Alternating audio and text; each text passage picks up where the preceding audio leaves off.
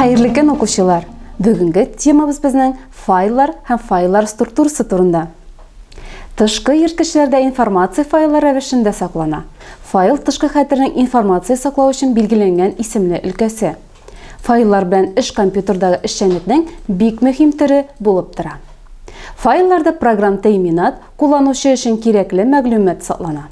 Fayllar bilan ish qog'ozlari bilan ishlagandagi kabi doimiy ravishda narsadir ishlarga kerak. Bir yirtkichdan boshqasini ko'chirishga, kerakmaganlarini bitirishga, yangilarini tuzirga, izlab toparga, ismini o'zgartirishga, tegayaki bu tartibda tuzirga ham boshqalar. Fayl tushunchasi ma'nosini aniqlash uchun bunday analogiyadan foydalanish o'ng'ayli bo'lar. Informatsiya yirtkich, masalan, disk, kitob shekilli.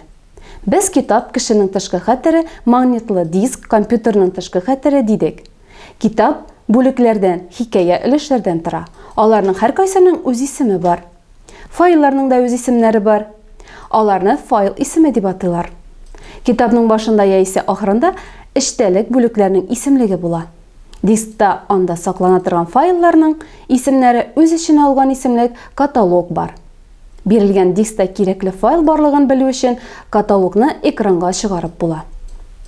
Har faylda ayrim informatsion obyekt, dokument, maqola, sonlar ko'pligi, programma ham boshqalar saqlanadi. Faylda o'rnashgan informatsiya operativ xatirga yuklangach aktivlashadi, ya'ni kompyuter tarafidan ishkartiladi. Fayllar bilan kerakli barliq amallarni operatsion sistema ta'min etadi. Kerakli faylni topish uchun qo'llanuvchiga faylning ismi, faylning qayda saqlanuvi belgili bo'lirga tegish. Mana fayl ismini misol ekranda ko'ra olasiz. Nuqtadan solda faylning ismi o'zi o'rnashadi.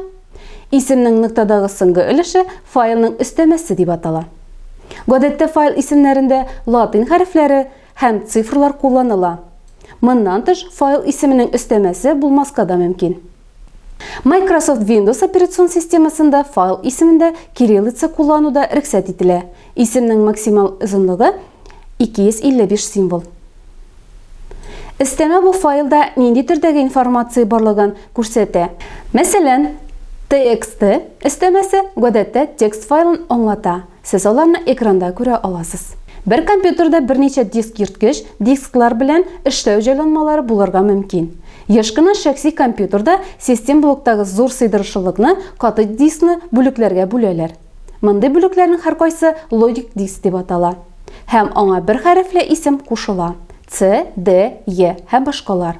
A ham B ismlari odatda kichkina ko'lamli disklarga sig'ilmalı disklarga qaraydi. Ularni shulay har qaysi to'layim real disk bilib turgan logik disk ismlari kabi qararga mumkin. Demak, A, B, C, D bular barisi da logik disk ismlari. Optik disk yirtkichga alfavitda qati diskning ismidan so'ng kelgan ism qo'yiladi. Masalan, agar qati disk CD bo'laklari bor ekan, Y ismi optik diskka berilajak. A flash xatirni istagach, logik disklar ismligida tag'in F diski paydo bo'lajak. Fayl o'rnashgan logik disk ismi faylning o'rnini belgilovchi birinchi koordinat bo'ladi. Zamancha operatsion sistemalar tashqi xatirning disk joylanmalarida fayllarning ko'p qatli uyushtirilgan iyerarxik fayl strukturasini ta'min etadi. Bu masalani anglashni yengillaytirish uchun informatsiya saqlovning traditsion qog'oz usuli bilan chaqishtiruvdan foydalanaylik.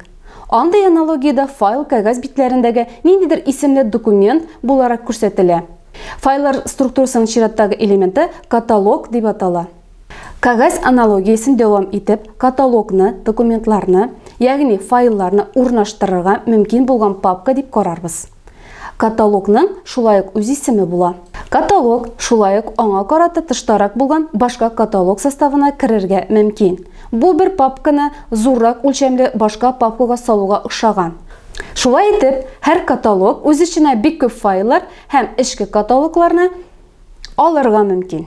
Eng eski qatdagi bir katalog ichida kirmagan katalog tomir katalog deb ataladi.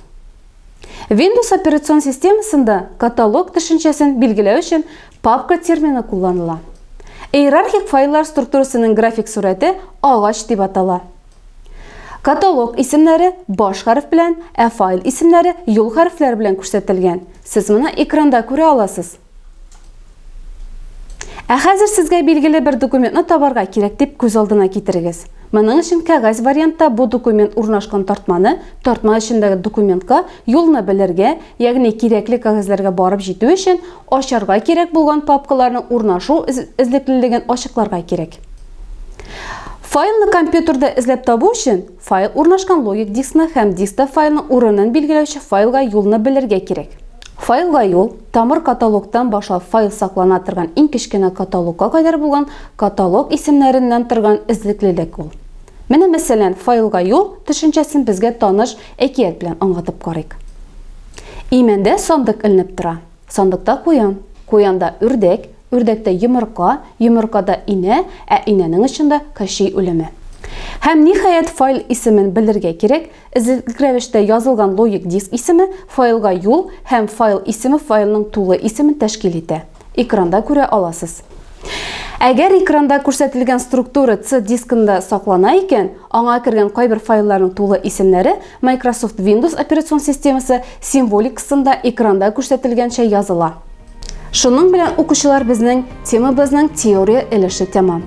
Киләсе очрашуларга кадәр сау булыгыз.